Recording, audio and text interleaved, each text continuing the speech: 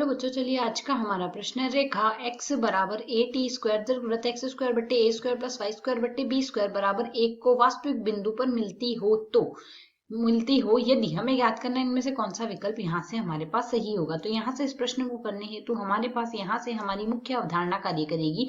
मुख्य अवधारणा यहाँ से हम लेकर चलेंगे कि यदि हमारे पास यहाँ से यदि x का मान चाहे धनात्मक हो चाहे ऋणात्मक हो, जो एक्स स्क्वायर का मान होगा वह सदैव 0 या 0 से बड़ा होगा। एक तो यह एक्स स्क्वायर का मान 0 या 0 से बड़ा होगा प्रत्येक स्थिति के लिए, तो फॉर ऑल हमने इसके साथ लगा दिया। अब यदि हम यहाँ से प्रश्न के अनुसार देखें, हमें एक दीर्घवृत्त दिया गया है और एक बिंदु दिया गया है, यह रेखा इसको दीर्घवृत्त को मिलती है। तो यदि x बराबर हम यहाँ से ए टी स्क्वायर लेके चले तो हमें कहा गया है यह रेखा इस दीर्घवृत्त एक्स स्क्वायर बट्टे में ए स्क्वायर प्लस वाई स्क्वायर बट्टे में बी स्क्वायर बराबर 1 को मिलती है, अर्थात यह इसके समीकरण को संतुष्ट करेगी। अतः यहाँ से यदि हम x के स्थान पर ए टी स्क्वायर रख दे तो x के स्थान पर ए टी स्क्वायर बट्टे में ए स्क्वायर आ रहा है, बराबर में प्लस में आएगा वाई स्क्वायर बट्टे में बी स्क्वायर बराबर हमारे पास 1 के आना चाहिए, क्योंकि यह इसके समीकरण को संतुष्ट करेगा।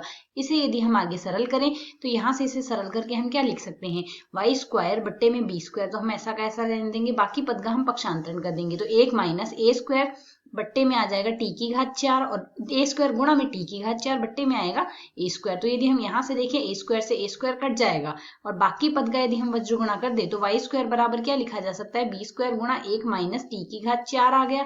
अर्थात यदि हम यहाँ से वाई ज्ञात करना चाहें तो वाई बराबर हमारे पास क्या आएगा, प्लस माइनस दोनों पक्षों में वर्गमूल कर देते हैं, तो वर्गमूल बी का स्क्वायर गुणा में 1 माइनस टी की घात 4 आ जाएगा। इसे यदि हम आगे सरल करते हैं तो मान क्या आएगा, प्लस माइनस बी के स्क्वायर को वर्गमूल से बाहर निकाल देंगे, बी आ जाएगा। अब हम जानते हैं यदि ए स्क्वायर माइनस बी स्क्वायर दिया गया हो तो इसका मान हमारे पास बराबर लिखा जा सकता है ए माइनस बी गुणा में ए प्लस बी के।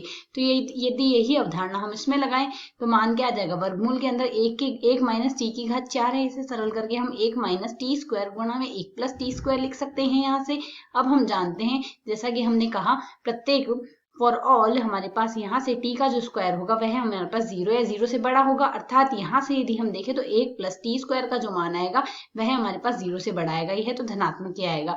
अब हमें कहा क्या गया है प्रश्न के अनुसार, यहाँ से वास्तविक बिंदु हमें मिल रहा है। अब वास्तविक बिंदु हमें यहाँ से प्राप्त होता है तो इसकी स्थिति में हमारे पास यहाँ से क्या आ जाएगा, यह तो मान धनात्मक है ही, अब वर्गमूल के अंदर है तो यह पद भी हमारे पास धनात्मक ही होना चाहिए, तभी हमारे पास मान वास्तविक आएगा। तो यहाँ से हम लिख सकते हैं वास्तविक मान हेतु यहाँ से हमारे पास क्या आ जाएगा, 1 माइनस टी का जो वर्ग आएगा वह हमारे पास 0 या 0 से बड़ा आना चाहिए, तभी ये मान वास्तविक हो सकता है। यदि यह मान ऋणात्मक होगा तो इसका अर्थ मान वास्तविक नहीं आएगा वर्गमूल के अंदर मान ऋणात्मक होने से। इसे सरल करेंगे तो मान क्या आ जाएगा, टी स्क्वायर का मान हमारे पास यहाँ से छोटा आ जाएगा 1 से। अब यदि टी स्क्वायर का मान 1 से छोटा आता है, दोनों पक्षों का वर्गमूल कर दे, मॉड टी का मान हमारे पास 1 से बराबर या छोटा आ जाएगा। तो यदि अब हम यहाँ से विकल्पों से देखें तो mod T less than equals to 1, अर्थात हमारा विकल्प सी जो है यहाँ से यह हमारा सही हल है। आशा है समझ आया। धन्यवाद।